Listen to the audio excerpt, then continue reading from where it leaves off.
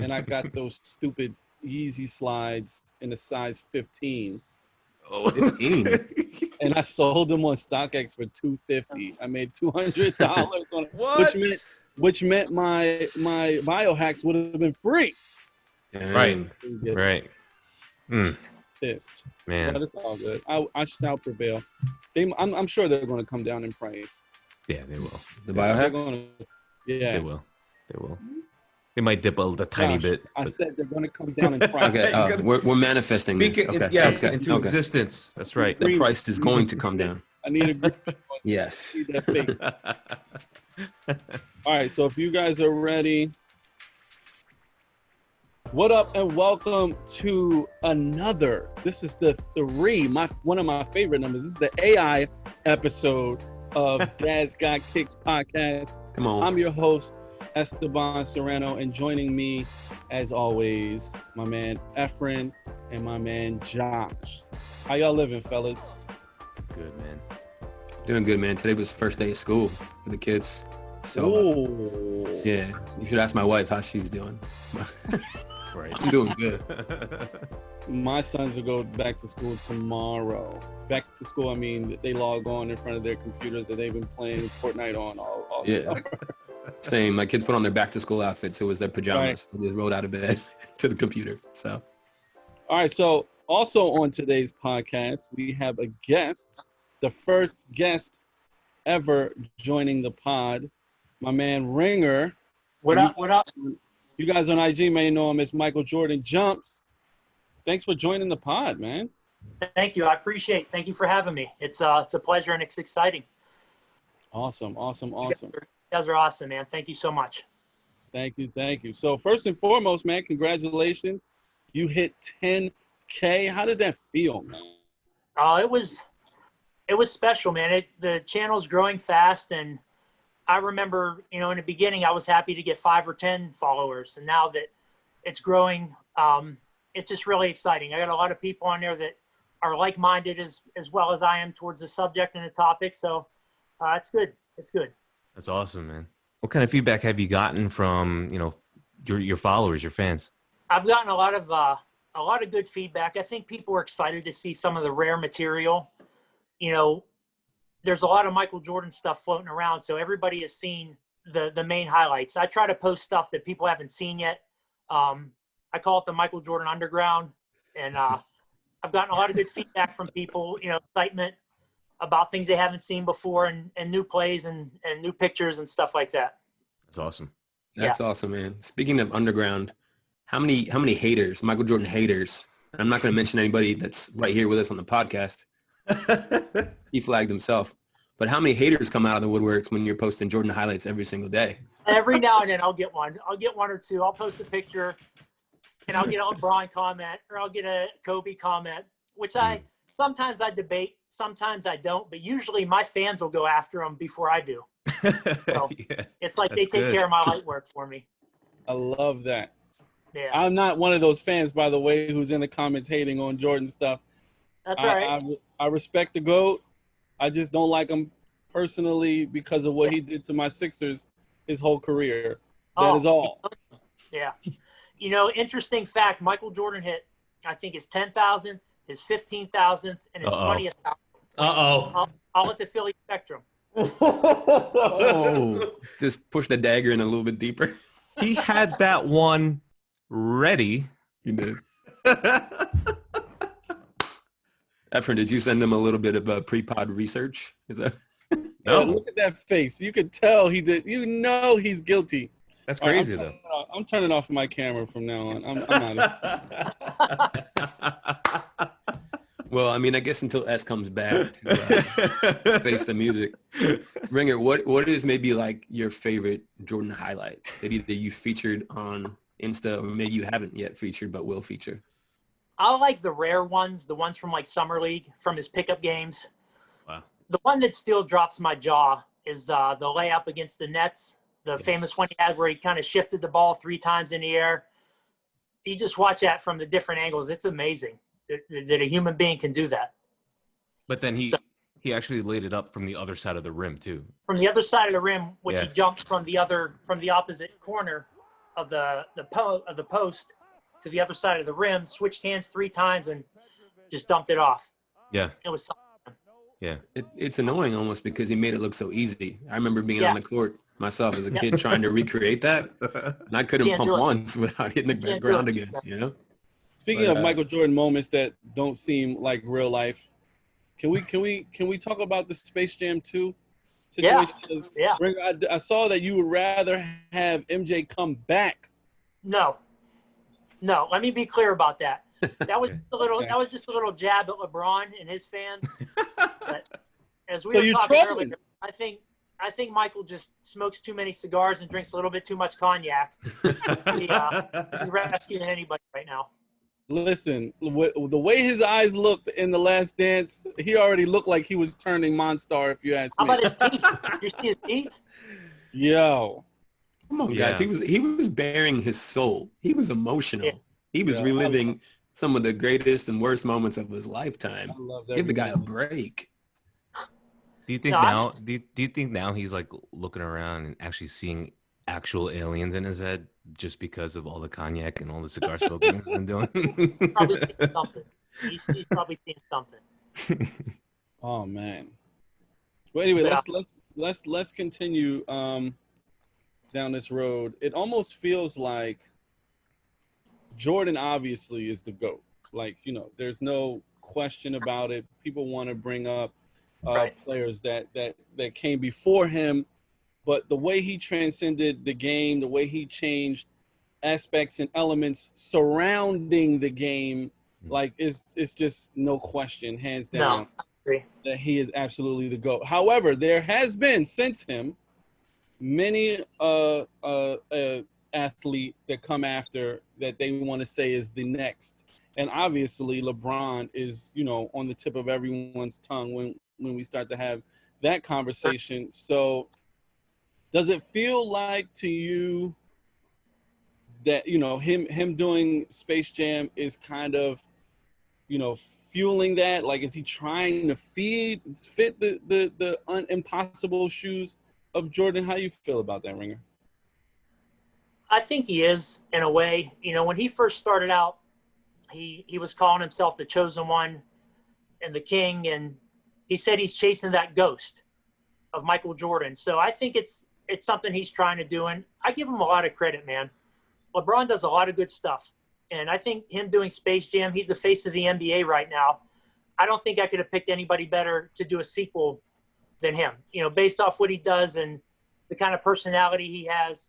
I think it's going to be a good thing, but I think he is chasing Michael. You know, it's an uncatchable goal, but he's doing it. Well, let me ask a question. If he stars in Space Jam, does he automatically get 3 additional championships under his belt as well? Is that part of the contract? There's 3 honorary championships. I'm saying if he wants to catch up, he's got a ways to go. You know? Yeah, you got a long ways to go. Yep. Well, his Space Jam championship will have an asterisk next to it for sure. We may or may not count that one as well. But you know, just also, you know, not to harp on LeBron. There's been other athletes. Unfortunately, I can't believe this is even on our run sheet, but Jerry Stackhouse. I know that Efren put that in there on purpose. I seen you guys. I seen you wrote down Harold Miner. I actually met Harold Miner a couple years ago, ironically at H&M, and he was own it? Harold Miner, H&M? Are you blowing? He own it? Does he own H&M? I don't know. But I walked up, talked to him. You know, just told him I was a big fan of him growing up, and he was a really great guy. Nice. I got a picture of him too. It was pretty cool. Nice. Baby Jordan. Baby Jordan. Baby Jordan. Baby Jordan. Yeah. Well, all those guys were labeled. What a hard name to live up to. All those guys were labeled the next Jordan coming out of college. Grant Hill. Yeah. Right? Grant Hill, Harold Miner, Jerry Stackhouse, all of them. Yep. Yeah. I think it was because they were all bald, though. I mean, maybe that has something to do with it. The short cropped cut, you know. Yeah. Well, they all had hops for sure. They did. But I don't understand why they're always looking for somebody new to fill his shoes. You know, it's just they always want to compare, but you should let people be their own players. I think that's what it eventually works out to be.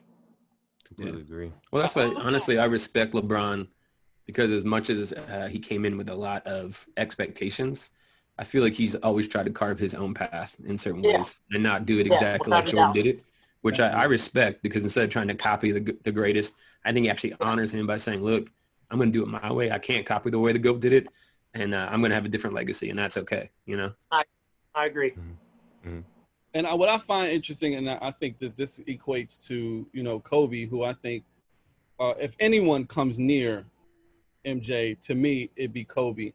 It feels like Jordan is the blueprint when you want to be the greatest. Like Kobe always wanted to be the greatest. And in order to be the greatest, the only blueprint that we have to follow is the GOAT himself on your way to trying to then supersede what he accomplished, which obviously no one kind of can. So I feel like it's almost by default that Jordan is they're always chasing his ghost, so to speak, or they're always going to be comparisons when when you show that flash of greatness that he's pretty much had and, you know, held he's been Super Saiyan his entire career pretty much.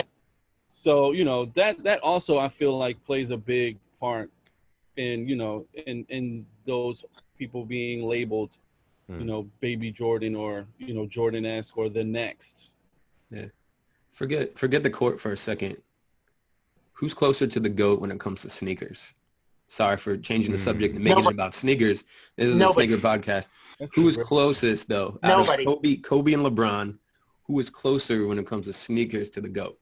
Who's got the better lineup? You think Kobe? Kobe, yeah.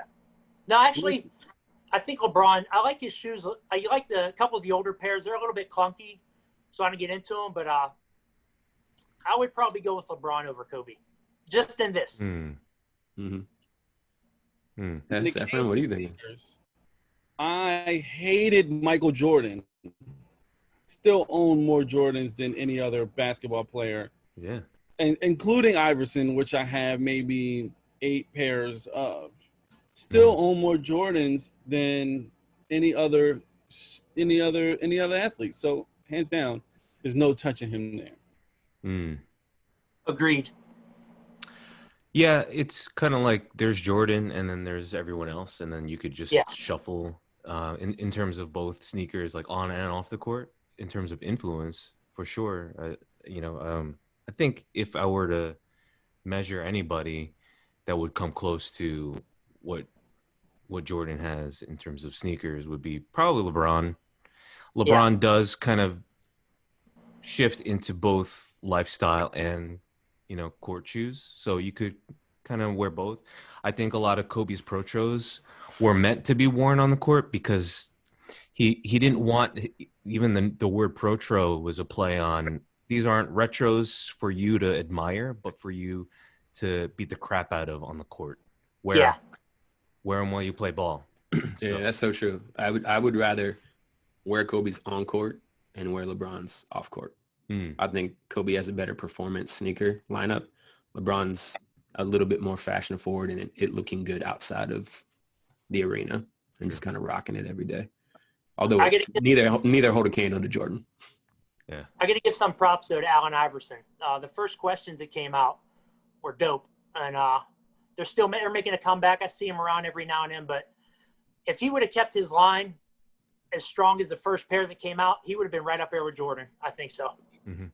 I agree. I like the answers. I like a few of the models that follow, but I agree. If they were held to that level of, you know, of eye-catching, different, like straight game-changing, I think that he definitely would have been along those lines. But also, when you talk about Jordans as in terms of sneakers, like what other pair of sneakers are you wearing with a suit? What other pair? Like you're not wearing. You can't. As much as we want to call these other sneaker lifestyle, etc., they're not fitting with your suit. You ain't wearing it to the prom. You're not wearing it on your wedding day. You're not wearing it with jeans. You're not wearing it with like Jordan did insane highlight level stuff in sneakers that we want to wear to church. Yeah, he's got Tinker Hatfield to thank in that department. Out of control. If you look at the Jordans there's a lot of complaints that people don't like them now after the 14s. From the 14s on, I think you get more haters now. And just like you made a good point, he used to make memories in them shoes. When you see the 3s, you think of the dunk contest. When you see the 11s, you think of the 95, 96 season. When you see the 14s, you think of the final shot. You think of the memories that he created in them shoes. And I think not seeing him wear the shoe hurts the brand a little bit and hurts the effect it has on people. But they're still, just like you said, man, what else are you going to wear on your wedding day besides a pair of 11s? Nothing. Come on, man. And even the shattered backboards brings out the fact that happened. A lot of people had no idea that even was a thing. Yeah. Well, that's the thing I love about how Jordan Brands worked it. Like, even if it wasn't a moment where he was wearing the sneaker, it was big moments in his career, milestones throughout his legacy that they take and then almost artfully craft to become this timeless moment that you can wear, like the shattered backboards. Even if it's not something he wore on feet, there's this thought in mind that each sneaker is telling a story. And there's just something that I think is unique to the way Jordan Brand does that no other shoe brand really does in the same way. I agree. Right. Yeah. Even Nike doesn't do it justice the way they once were. I mean, when you look at Kyrie and he's got SpongeBob sneakers because that was his favorite cartoon, or mac and cheese pennies, which is, is his favorite food is macaroni and cheese. And it's like shattered backboard. That's a story worth interpolating on a shoe. Yeah. I don't care about your late night snack choice. Like that's come on, man. Mix me with your Fruity Pebble colorway. I'm good on all of that stuff. I'm waiting for the backboard in high school, and then we can talk. I just need somebody to make a honey bun sole. No, they have to make your and then we good. Your candy corns. The Esteban candy corns. Yo, man, stop giving people my secrets and my colorways and things, man. I'm cooking those right now. Oh, sorry. I don't know. I think those off-white blazers that dropped, those All Hallows Eve, those pretty much are your candy corns right there. Yeah. Oh, true. Close. Yeah, but those guys that we named before, like Kobe, Grant Hill, Ray Allen, they all had, like you said, they all had like that mold of, okay, they're shooting guard. They're a body type that could be compared to a Michael Jordan. But like you got people like Shaq or, like point guards, they tried to mold their games. I know that Shaq wanted to be the greatest, wanted to be the most dominant. Right. He wasn't talking about Michael Jordan, right?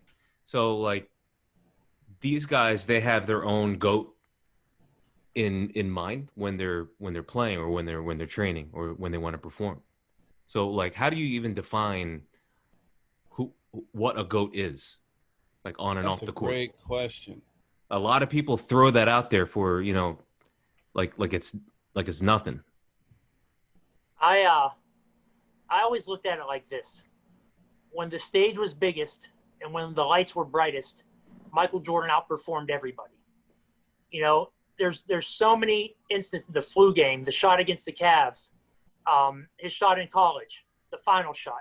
When the stage was the biggest, he performed better than anybody, better than he even performed. And, some of the other players, you can find episodes where they just didn't show up. Not too many, but you can find episodes where they just didn't show up or where they kind of let us down. You can't find one Michael Jordan moment where he did that. And that's how I define the GOAT, is when the lights were the brightest, you outperformed everybody. Yeah, that's so true, because even on the biggest stage in the NBA Finals, I think he never got taken to a Game 7, right? Never an elimination game. No. And he never lost the finals. That's even the other people in this conversation, a lot of those other GOAT candidates, they can't say that. They went to the finals and they lost. But he always elevated his game and never was going to leave, basketball's biggest stage without being champion. Absolutely.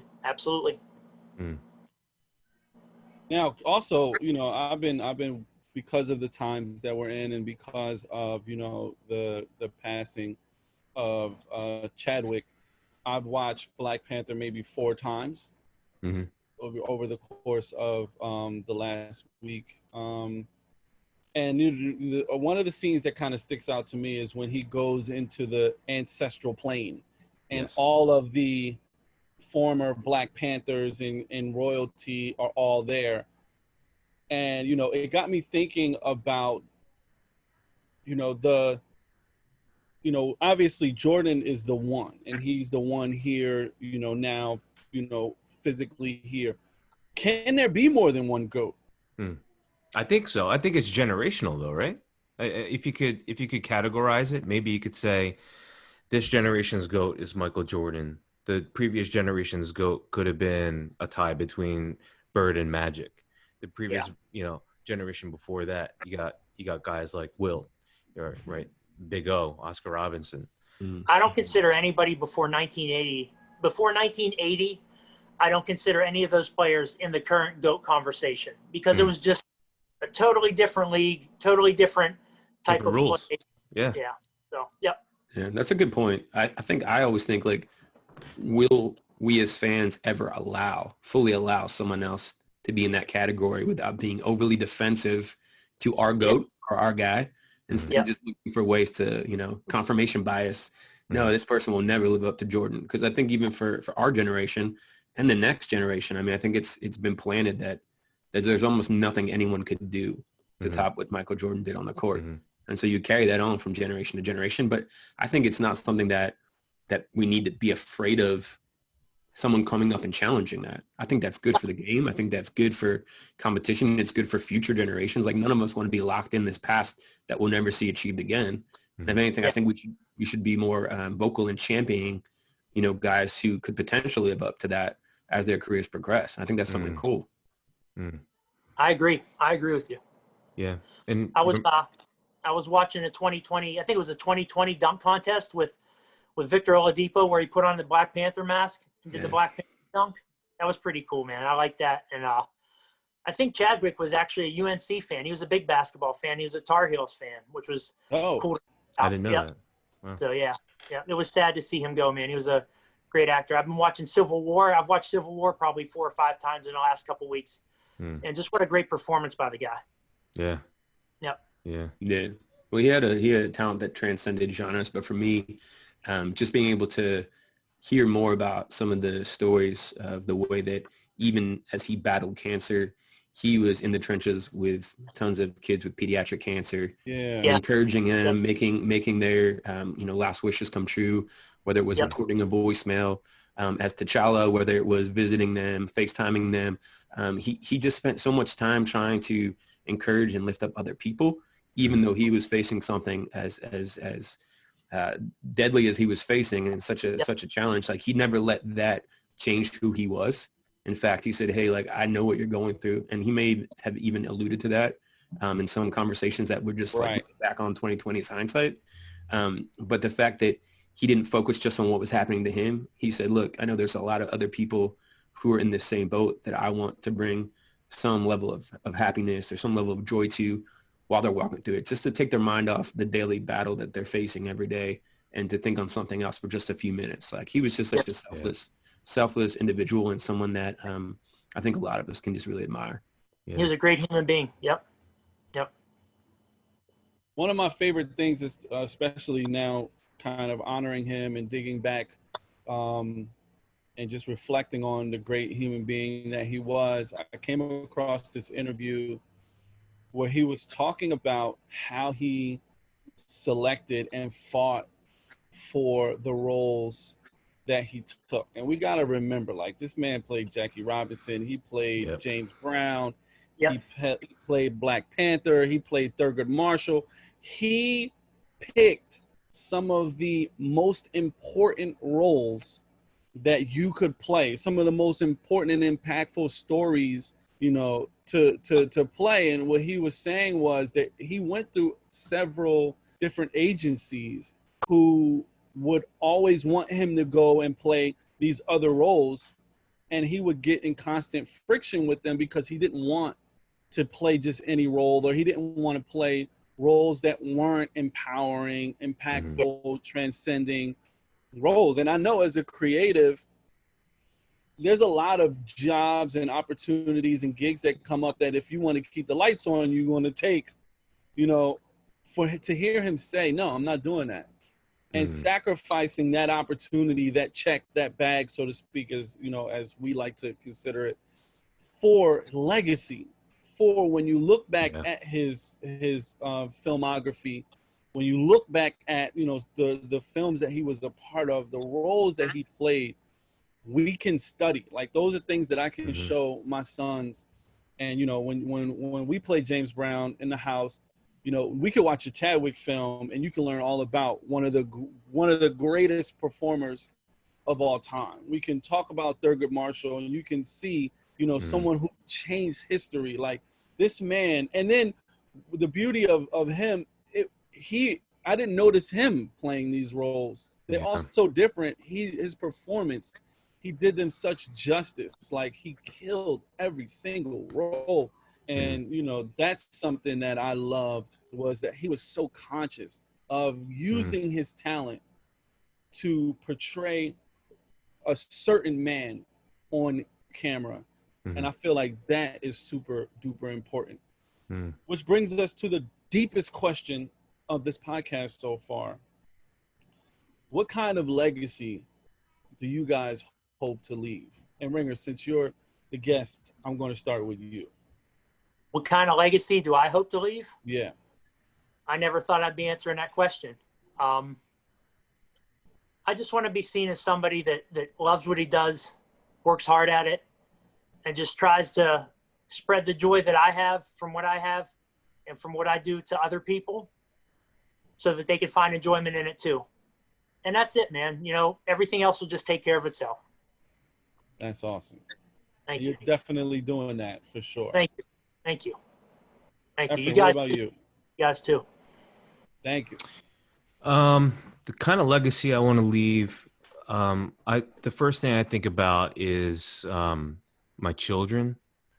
So I have 4 kids. I have a daughter and 3 boys, and I want to leave the kind of legacy that allows for them to look back at my life and the time that we've spent together and understand that, one, I'm a God-fearing person. Number 2 is that the time that we spent together wasn't wasted, that they could still look back and still continue to learn in some way, shape, or form, which puts a lot of pressure on the now for me.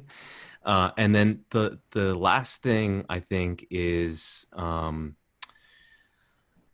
the legacy I want to leave with my family, just in the broader stroke. So my sisters, my cousins, you know, I want them to be able to look at what I had done in my life and view it the same way that my kids would, but in kind of a different lens, in a lens that, like, maybe I could use that as an example when I raise my kids or something like that. So I have a part teacher's heart, because I went to school for teaching, so that is kind of ingrained in who I am.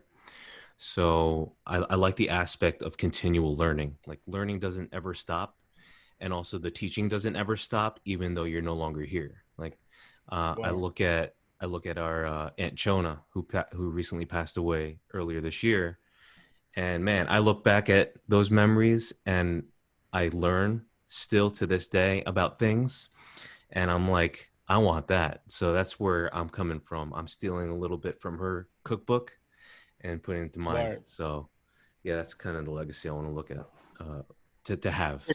Yeah. It's real. Yeah. Right. Yeah, Josh, what about you? I think for me, and I'm going to echo what Efren said a little bit, like being a man of faith, I think I want my legacy to be about honoring God, for my family to see that. I want that to be something that they continue to do.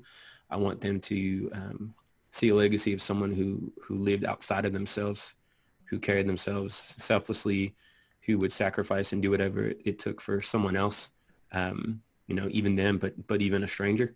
I want to leave a legacy behind of being someone who was present, a father who was present, whether that just be for special moments that happen through the lives of our family, or whether that be for painful moments. I think even in the culture that we live in, we're constantly fighting the challenge of being drawn out of family and away from people and out of connection. All the time.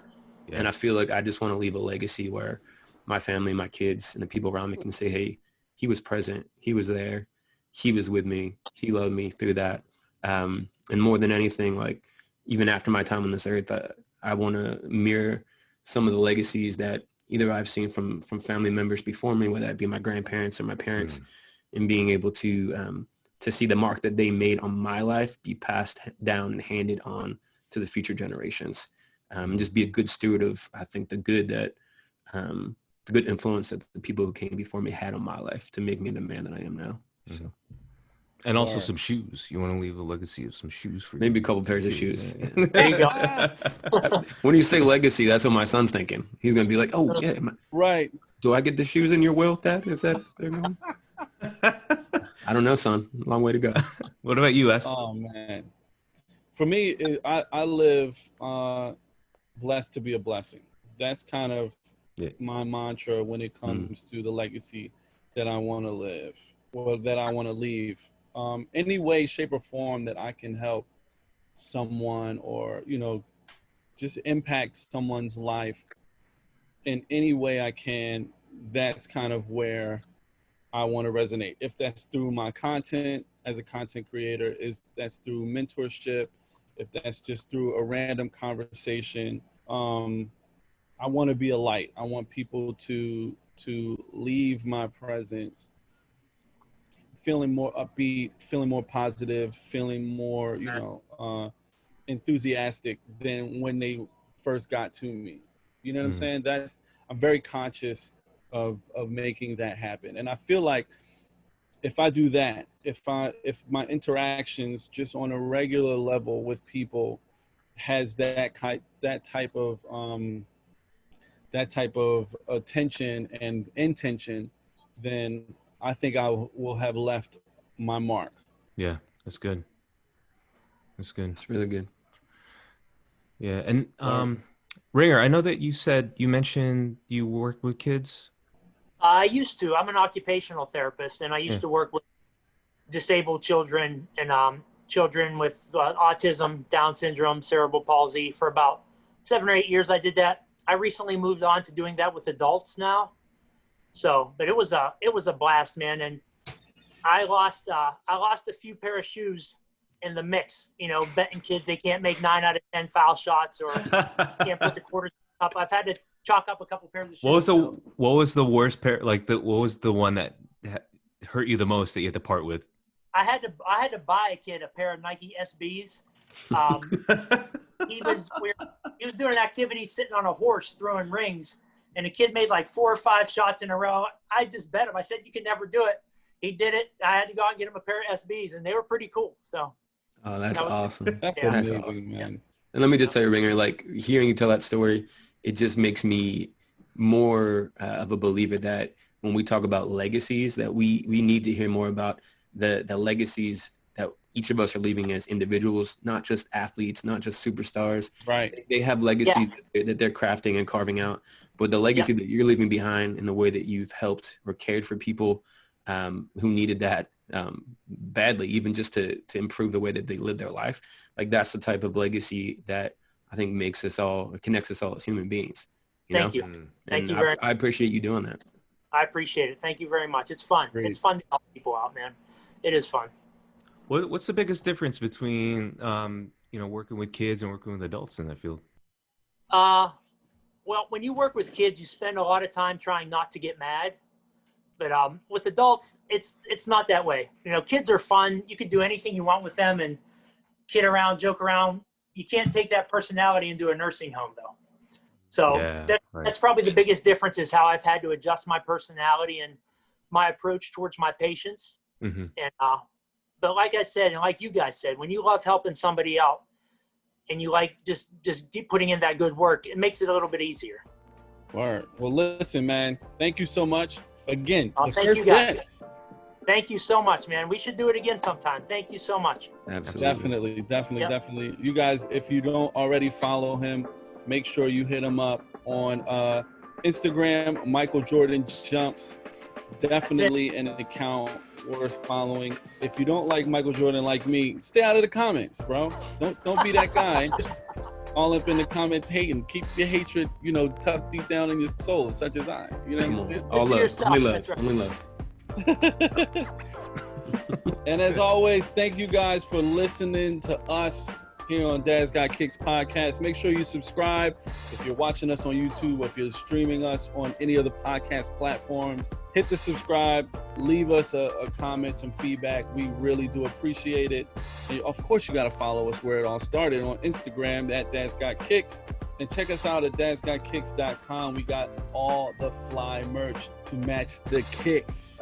Remember, it's a whole ensemble. Make sure your ensemble is on point. All right? Till next time, y'all. Peace.